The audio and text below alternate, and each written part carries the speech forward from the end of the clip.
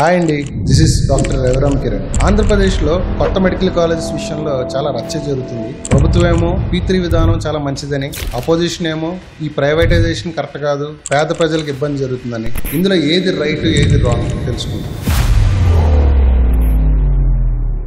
Point number 1, గత ప్రభుత్వంలో 17కి గాను కేవలం అరాకొరాగా 5 మెడికల్ కాలేజీని ప్రారంభించారు. అదే ప్రస్తుత ప్రభుత్వం ఒక సంవత్సరంలో పాత గవర్నమెంట్ బకాయిలు తీర్చి 9.2% అదనంగా మెడికల్ కాలేజీ పనులు పూర్తి చేసింది. పాయింట్ నెంబర్ 2, గత ప్రభుత్వం హయాంలో కట్టిన స్పీడ్ లో గనక ఈ 17 కాలేజీలు కడితే ఇంకో 20-25 సంవత్సరాలు పడుతుంది. అదే ఈ P3 విధానంలో వాళ్ళు సూచించినట్టయితే 2 to 2.5 years లో 17 కాలేజీలు రెడీ అయిపోతాయి. పాయింట్ నెంబర్ 3, గత గవర్నమెంట్ కట్టిన స్పీడ్లో గనక ఈ 17 కాలేజీలు కడితే 20 నుంచి 25 సంవత్సరాలు మన పిల్లలకి MBBS PG సీట్లు అందుబాటులోకి రావు. కొత్త P3 విధానం అయితే కరెక్ట్గా 3 సంవత్సరాల్లో రెడీగా ఉంటాయి. పాయింట్ నెంబర్ 4, గత గవర్నమెంట్ స్పీడ్లో గనక ఇలాగే కడితే ఈ సర్వీసెస్ని వాడుకునే పరిస్థితి రాదు. P3 విధానంలో అయితే ఈ 17 కాలేజీలు కరెక్ట్గా 3 సంవత్సరాల్లో రెడీగా ఉంటాయి.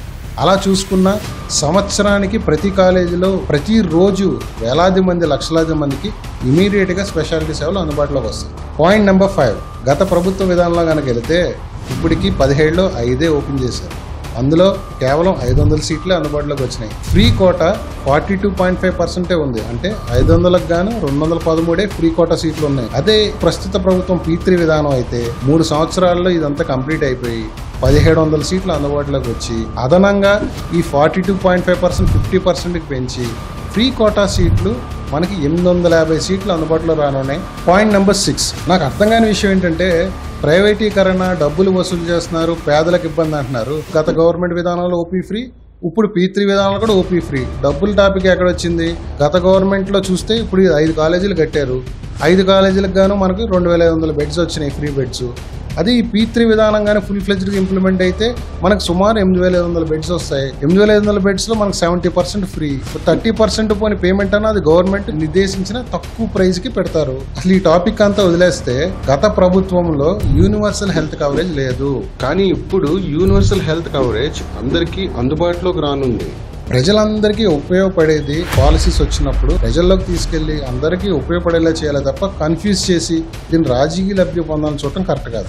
మెడికల్ కాలేజెస్ విషయంలో చాలా మంది ఇలా ప్రైవేటైజేషన్ అయిపోయి మోసం జరుగుతుందని ఒక ప్రచారం చేస్తున్నారు. నాకు ఈ విషయంలో కొంచెం కోపమే వస్తుంది. ఎందుకంటే గవర్నమెంట్ స్థలంలో, గవర్నమెంట్ బిల్డింగ్ లో, గవర్నమెంట్ నిర్దేశించిన విధానంలో ఒక నాన్ ప్రాఫిట్ చారిటబుల్ ఆర్గనైజేషన్ కి ఇచ్చి వరల్డ్ క్లాస్ తయారు చేయండి. NMC నామ్స్ ప్రకారం PG సీట్లు, UG సీట్లు, సూపర్ స్పెషాలిటీకి కావాల్సిన ఫెసిలిటీని క్రియేట్ చేయండి. అవసరమైన డాక్టర్లు తీసుకురండి. అవసరమైన ఖర్చుని ఆ 30% లో దీన్ని భర్తీ చేసుకోండి అని చెప్పే విధానమే P3. నాకు అర్థమైంది ఇది. ఇందులో ఎవరికి నష్టం జరుగుతుంది? స్థలం బదిలీ అవుతుందా?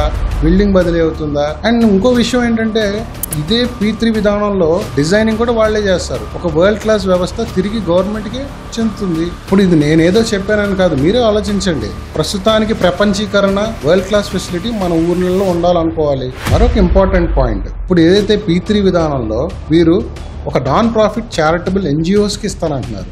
ఎలాంటి NGOs అవి? తిరుపతిలో స్విమ్స్ నడుపుతున్న TTD లాంటి NGO, పుట్టపర్తి హాస్పిటల్ నడుపుతున్న పుట్టపర్తి సాయిబాబా NGO, అదేవిధంగా టాటా మెమోరియల్ నడుపుతున్న టాటా సర్స్. అవసరమైతే ₹1 ఎక్స్ట్రా అయినా ఎథిక్స్ తో వాళ్ళకంటూ సిస్టమేటిక్ గా ఉంటారు కాబట్టి అలాంటి ఆర్గనైజేషన్ చూడటం కరెక్ట్. గత గవర్నమెంట్ ఈ మెడికల్ కాలేజెస్ ని రిమోట్ ప్లేసెస్ లో కూడా వాళ్ళు ఏర్పాటు చేయడం జరిగింది. అలాంటి చోట సూపర్ స్పెషలిస్టులు రావాలి. వీళ్ళు ఏదైతే నిర్ణయించిన శాలరీస్ కి వాళ్ళు వస్తారా? అదే ఈ P3 విధానంలో అయితే పూర్తిగా ఈ NGOs ఆధ్వర్యంలో ఈ హాస్పిటల్ నడుస్తాయి కాబట్టి వాళ్ళకి కావాల్సిన శాలరీ ఇచ్చుకుని మంచి డాక్టర్లు తీసుకొచ్చే పరిస్థితి వాళ్ళు ఏర్పాటు చేస్తారు. స్పెషాలిటీ ట్రైనింగ్ అవుతున్న పిల్లలకి చాలా బెనిఫిట్ అవుతుంది. అసలు అన్నిటికన్నా ముఖ్యమైన పాయింట్, ఇప్పుడు దీని మీద ఇంత రచ్చ చేస్తున్నారు కదా, నేను వాళ్ళందరికీ సూటి ప్రశ్న, మీరు అదే తిరుపతిలో ఉన్నట్టయితే మీరు స్విమ్స్కి వెళ్తారా, నార్మల్ గవర్నమెంట్ హాస్పిటల్కి వెళ్తారా? మంగళగిరి దగ్గర ఎవరికైనా ఇబ్బంది వస్తే ఎవరైనా ఎయిమ్స్ మంగళగిరి వెళ్తారా, Guntur government hospital, Vijayawada government హాస్పిటల్కి వెళ్తారా? ఎందుకంటే ఈ హాస్పిటల్స్ వరల్డ్ క్లాస్ స్టాండర్డ్స్ ఉన్నాయి, సూపర్ స్పెషలిస్టులు ఉన్నారు, ఎక్విప్మెంట్ ఉంది కాబట్టి. అదే తరహాలో తీర్చిదిద్దడానికి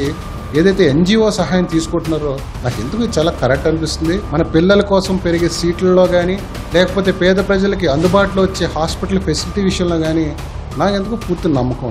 ప్రభుత్వ హాస్పిటల్స్ మన పేద ప్రజలకి పూర్తి సేవలు అందించలేక ప్రైవేట్ హాస్పిటల్స్లో వాళ్ళ వైద్యం తీసుకుంటే దాని ఖర్చు నిమిత్తం ఆరోగ్యంలో డబ్బులు వేయటం జరుగుతుంది. అది కరెక్ట్ అయినప్పుడు మన ప్రభుత్వ హాస్పిటల్నే అలాంటి వరల్డ్ క్లాస్ హాస్పిటల్ గా మార్చే విధంగా ఈ P3 డిజైన్ చేసినప్పుడు దీన్ని డెఫినెట్ గా మనం అందరం సపోర్ట్ చేయాలి. వారిని కనుక పిన్ పాయింట్ చేసి అసలు ఈ కార్యాన్ని ముందుకు తీసుకెళ్ళకుండా అపోహలతో, మిస్అండర్స్టాండింగ్తో, తప్పుడు ఇన్ఫర్మేషన్తో జనాల్ని కన్ఫ్యూజ్ చేసినట్టయితే మీరు వీళ్ళందరినీ కూడా అవమానించారు.